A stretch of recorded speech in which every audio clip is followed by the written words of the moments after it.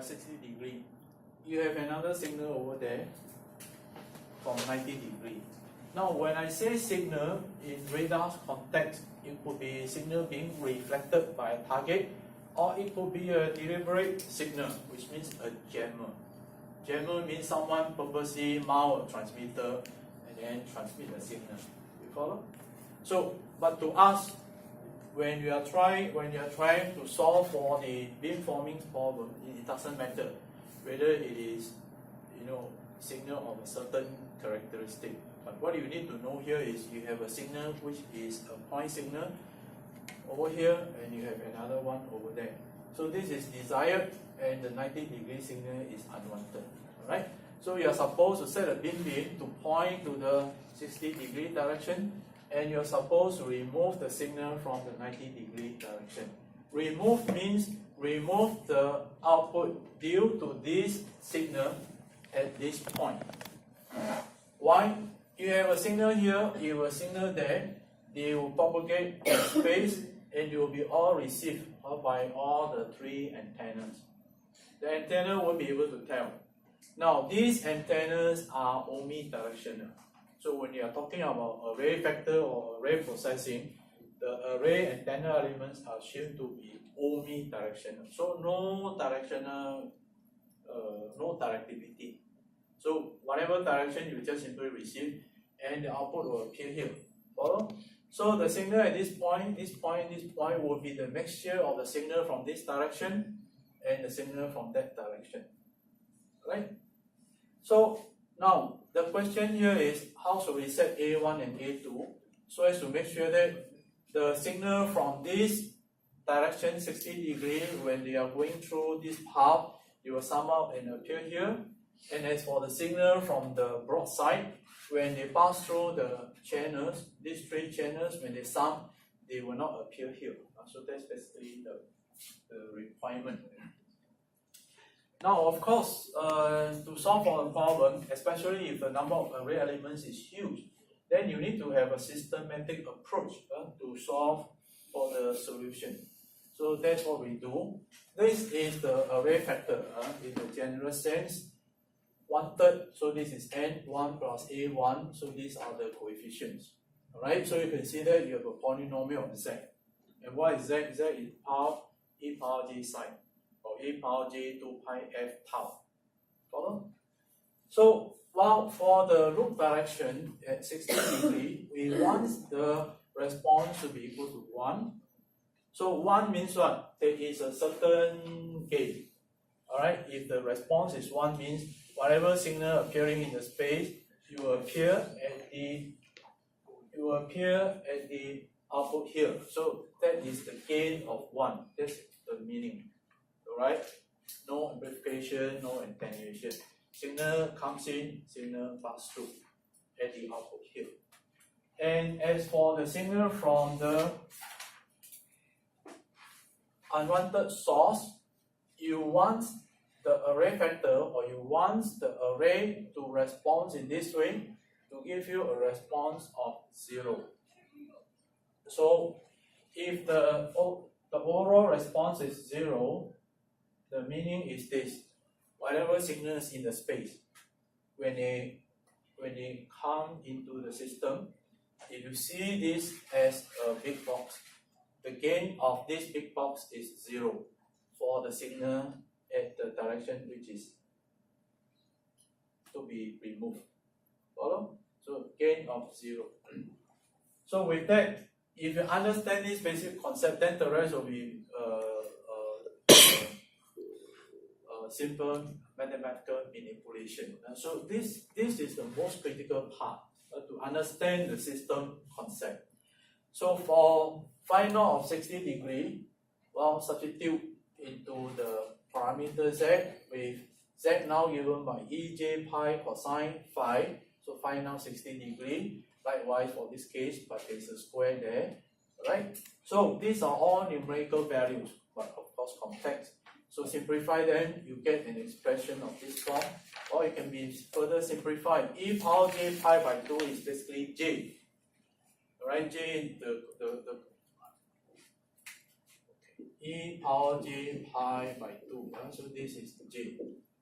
I hope you are okay with all this mathematical manipulation. Alright? That is a difficult part. You need to have all the basic foundation of quite a few things. If you are weak in certain area, you find that it will be tough for you. So you may have to brush up all the basic signal theory and mathematical skill. Okay, so with that, while you simplify the expression, we end up with a simple equation. And wow, this is of course complex, involving complex number. Alright, and we call this equation number 1. And as for phi at 90 degrees, well, we want the response to be 0. Right, so this is to remove the signal from 90 degrees. So again, as what we have done to achieve equation 1, we simplify the expression here. Well, you have e power j pi cosine 90 degrees. Cosine 90 degrees is 0, right? So we end up with e power j 0. So this is of course is 1. E to the power of whatever is 1, right? So likewise for the second term here. So we end up with a simple expression of a1 plus a2 being minus 1.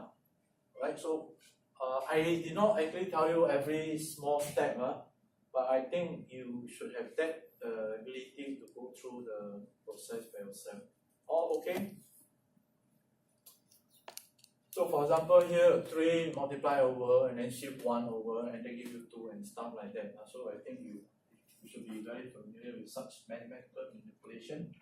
So now we have 2 equations. So to solve for the 2 unknowns, you can do it, alright? So basically add the 2 equations, or we end up with only unknown a1, and a1 you solve for it, then give you 0.5 minus a 0.5. Right, so this is a complex number. Okay? Now, what is this complex number? 0.5 plus j 0.5, and that is of course in terms of amplitude. Alright, in terms of phase, I'll find the arctangent of the term. So in this case, this is how many degree? 0.5 and 0.5, right? Follow? Can you visualize? 45 degree.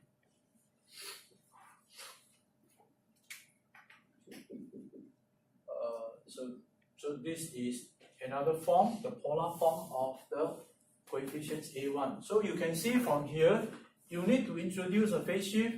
You also need to adjust the amplitude of the signal. So it is more complex as compared to your question 1. And to solve for your subsequent coefficients A2, basically substitute A1 into either equation 1 or equation 2, and that will allow you to solve for A2. A2 turned out to be minus 1.5 plus j 0.5. Again, you can see that is a complex number. A complex number generally will have amplitude and your phase angle. Alright, so you have either amplification or attenuation and a phase shift. So that is something that we have done using what? The active AESA. Remember that? We have a variable gain amplifier and we have a variable phase shifter to implement either A1 or A2. So with that, we can substitute the value of A1 and A2 into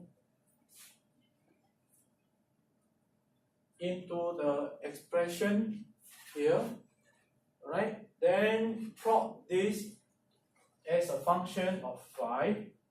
This is what you obtain. You don't have to do all this, but basically just to show you eventually what you are going to obtain. So you can see that this is the gain response of your array, right?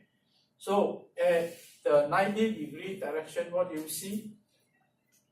You see a gain response of 0. So this is absolute gain. And how about at the 60 degree direction? You see this point 60 degree, project up and across, you have a gain of 1. See that? So with the plot, well, you have actually confirmed that you have indeed achieved rejection of the unwanted signal at the broadside, and then you have actually achieved a gain of 1 to allow the desired signal to be obtained, okay, and output in the system.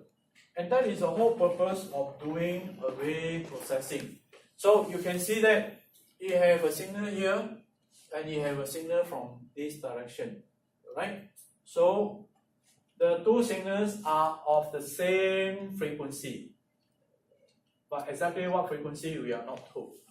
Okay, but we assume that it is of certain frequency and with a certain wavelength lambda. Alright, and you can see that the filtering is done in what? What is the horizontal axis? Phi angle. So you can see that we are actually performing filtering in space. And that's why array filtering, array processing is also known as spatial filtering. Now, with that, if you understand the concept of filtering in space, then next thing is, I think I'm going to answer, question raised by one of you. Question asks why the MVDR algorithm will minimize the output power of the array. Why do we need to do that? Here, we compute A1, A2 based on the information given. We know the loop direction. And then we know the location of your unwanted signal. Right? So you know the direction. But in reality, do you know the directions of all signals? The answer is no, right? You cannot make a phone call to your whichever signal and say where you are, right? Then you project a now to that direction. No way, right? So whether you have WhatsApp or you have SMS, you can't help. So you can only, based on the signal you receive here, when I say that, it may be a joke to you, but it's also the reality. For secondary radar, that's what you do. You know what I'm trying to say? You are tracking your a commercial aircraft. You have to maintain a communication link to know where it is. Unless the pilot purposely switch off the link, it disappears from the radar screen. And that of course happened, which aircraft did that, right? So the question now is, you do not know where the signal is. So what you can do is you say, I want the output power to be as small as possible. If possible, 0. But of course, if it's 0, then if you have a desired signal from 60 degrees, if this is 0, output power means what? The signal over there is not going to pass through, right? The signal there is not going to pass through. In fact, all signals are rejected. All signals are not appearing here if the power here is exactly 0 watt. So what you do is, you say, okay, since I have a desired signal, I want the signal from this direction. I want this signal to actually appear here. That's why I impose a response. I impose a response to be 1. At what direction? The loop direction. Okay? But I can't impose a 0 response for the unwanted signal because I do not know where it is. So how should I impose a null response for the signal which is unwanted, because I do not know where it is? I can't set this. I can't set this so that I have this response to be set to 0. You follow? So therefore, you are to a certain extent blind. So what you can do is you say, okay, while I impose a constraint, the constraint is the response constraint for the signal from this direction to eventually appear here. At the same time, I want the output power here to be as small as possible when I compute A1 and A2. So the way to allow the power to be minimized here is you reject the signal from the unwanted source. You follow? Though you do not know where it is, you can solve that optimization problem to make sure that when you have whatever signal from other direction, they are not going to appear here. And that is the concept of so-called adaptive array processing. Adaptive is because you do not know where they are. You somehow do minimization, and with that you compute A1 and A2 to achieve that objective. That's what we mean by adaptive learning. Okay, so now I have one more lecture, right? Now the topic though is tough, but actually it is still understandable. So if you really do your homework, it's actually not really that tough. We have actually do it in a very much graphical approach, not much mathematics behind. So it's a matter of whether you want to do it seriously or not. I believe you can do it. So I see you next week. Not next week, next lecture. I'm going to sum up everything and I'm going to review maybe just a few minutes on how you should revise for your examination. Right? So I see you on next week. Okay, now please quickly pack up and leave the room.